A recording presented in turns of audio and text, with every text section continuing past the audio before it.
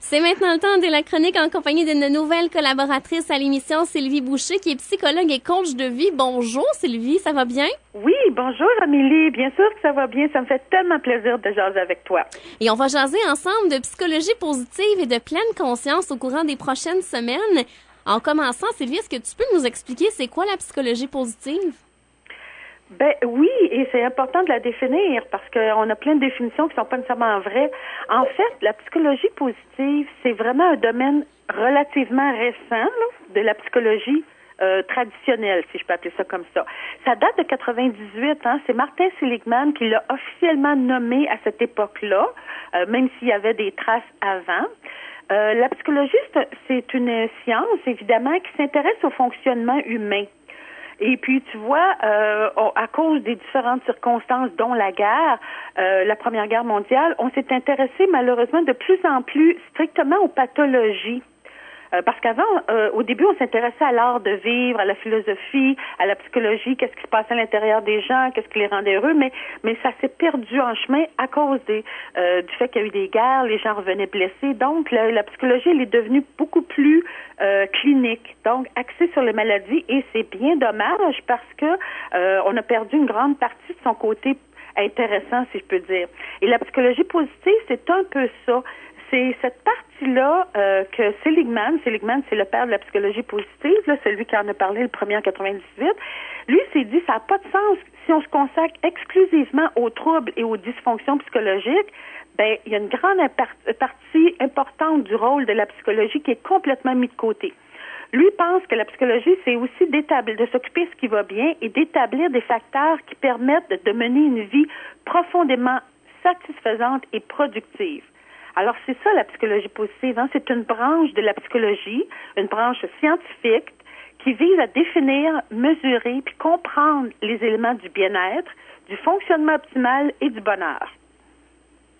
Et toi, est-ce que tu l'utilises dans ton approche, justement, de la psychologie positive?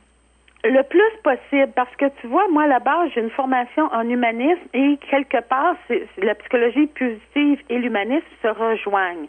C'est-à-dire que c'est une façon de regarder l'être humain et de voir le positif et de penser que l'être humain peut se développer. Alors, on est complètement là, on n'est pas vraiment pas juste dans la pathologie. On voit que l'être humain peut aller vers mieux, peut se développer.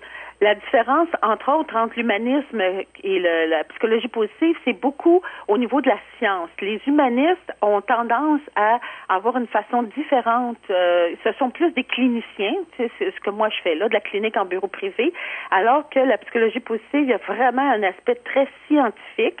Ce sont vraiment des chercheurs qui la développent. Mais j'essaie de l'utiliser, entre autres, dans ma vision et de temps en temps par des petits exercices, parce que la psychologie positive, elle reste pas dans les laboratoires. Elle a un côté très, très pratique. Alors, dans ma définition, dans ma vision de l'être humain et dans les petits exercices que je vais suggérer à mes clients, eh bien, on peut l'utiliser là, la psychologie positive. Et la psychologie positive, elle s'intéresse beaucoup à la résilience, je crois. Entre autres, parce que tu vois, Seligman, qui était un monsieur qui a fait beaucoup de recherches sur l'impuissance acquise, s'est rendu compte qu'il y avait des gens qui résistaient à peu près à toutes sortes d'affaires. Il leur arrivait plein d'événements désagréables et ces gens-là résistaient et on ne sait pas trop pourquoi, puis lui a trouvé ça intéressant.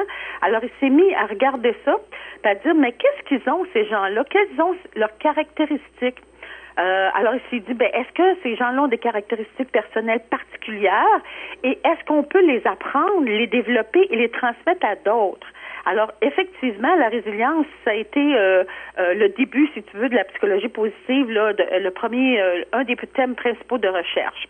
Alors, on a vraiment regardé ça, et quand on s'est mis à regarder ça, on a constaté qu'effectivement, les gens résilients avaient une façon différente un peu de fonctionner, avaient certaines caractéristiques. Et de là, on s'est aussi intéressé, par exemple, à ce qu'on appelle les forces de caractère. Et là, Seligman et Peterson ont fait un travail extraordinaire pour identifier c'est quoi les forces de caractère. Ils se sont promenés un peu partout sur la planète et ils voulaient pas juste, ils sont américains, ils voulaient pas faire juste une nomenclature américaine, ils se sont vraiment promenés un peu partout et ils ont identifié 24 forces de caractère. Une force de caractère, ça peut par exemple être l'activité, l'intégrité, la gentillesse, la prudence, l'humour. Alors, ils en ont identifié 24 comme ça. Ils les ont regroupés en 6 catégories, ce qu'ils appellent des vertus, comme la sagesse, le courage, la justice. Et quand on s'est rendu compte qu'on avait cette nomenclature-là, on s'est rendu compte qu'elle pouvait être très utile. La résilience et les forces de caractère permettent d'être en meilleure santé. Ça permet de passer au travers des événements difficiles de la vie, mais ça permet aussi d'augmenter son bien-être. Parce qu'en fait, si tu utilises tes forces de caractère dans ton travail, ben il y a de bonnes chances que tu te sentes plus épanoui. Et si on peut utiliser ces mêmes forces de caractère-là dans certains organismes, par exemple dans l'éducation, les écoles, la communauté, ça va faire des environnements qui vont être favorables à l'épanouissement des personnes. Et plus les personnes sont épanouies, ben, le principe de base est très simple, plus tu es en santé, moins tu es malade. Alors, plus tu es épanoui, ben, plus tu aurais de chances de contrer l'espèce d'épidémie de dépression qu'on a en ce moment. Parce que les dépressions augmentent beaucoup. Mais si tu peux utiliser plus tes forces plutôt que tes faiblesses, tu aurais des bonnes chances de contrer la dépression. Alors, c'est vraiment intéressant comme façon de regarder la vie puis les ressources des personnes. Et est-ce qu'au courant des prochaines semaines, tu vas nous expliquer justement comment intégrer la psychologie positive dans notre vie, comment utiliser ses forces de caractère justement pour améliorer sa vie? Tout à fait. En fait, les forces de caractère vont être un des thèmes qu'on va présenter et il y a vraiment des choses intéressantes dont un questionnaire qui peut se faire en ligne parce que c'est toujours intéressant de connaître ses propres forces. Hein. Dans les 24 qu'on a, elles sont pas toutes numéro 1. En fait, faut comprendre que c'est un test sur les forces et pas sur les faiblesses. Donc, même ma 24e force, qui est évidemment moins développée, n'est pas une faiblesse, là. Alors, c'est vraiment une autre façon de voir ça. On va regarder les forces, effectivement. On va aussi regarder les valeurs, hein, parce que les valeurs, c'est ce qui donne du sens à notre vie. Alors, on va regarder ça aussi. On va regarder aussi différents aspects. Entre autres, vous allez vous rendre compte que la psychologie positive, dans certains cas, elle a démontré scientifiquement ce que nos mères puis nos grands-mères nous répétaient depuis longtemps. Puis ça, c'est correct. C'est bien le fun. Ça prouve qu'elles avaient raison. En même temps, dans certains cas, on va se rendre compte que, au contraire, ce qu'on nous a enseigné, la psychologie positive démontre que, non, désolé, c'est pas vrai que ça marche tant que ça. Parce que la science fait que tu peux observer, expérimenter, mesurer et normalement tu dois reproduire. Donc si c'est arrivé 3 fois sur la planète mais que tu peux toujours pas le reproduire, on considère ça plus une anecdote qu'un fait scientifique. Alors la psychologie positive, c'est ce qu'elle a fait. Elle fait un peu le ménage entre ce qui est vrai puis ce qui l'est pas. Comme par exemple, les gens vont souvent dire « Oh, moi j'aime tellement mieux donner que recevoir ». Ben, on a mesuré ça et effectivement, c'est vrai. On se rend compte que pour X raisons, les gens préfèrent donner. Pas donner n'importe quoi, mais donner. Et ça explique entre autres pourquoi le bénévolat fait tellement de bien, autant la personne qui donne qu'à celle qui reçoit. Dans d'autres cas, par exemple, on va se rendre compte que c'est pas si vrai que ça. Tu sais, quand ils disent l'argent ne fait pas le bonheur, ben la science, la psychologie positive a démontré que c'est beaucoup plus nuancé que ça. C'est vrai que si tu gagnes 100 000 par année et que tout à coup, pour X raison, tu te mets à gagner 200 000 par année, tu seras pas 2 fois plus heureux. Ça, c'est vrai. Mais en même temps, si t'en manques, ça rend pas heureux non plus.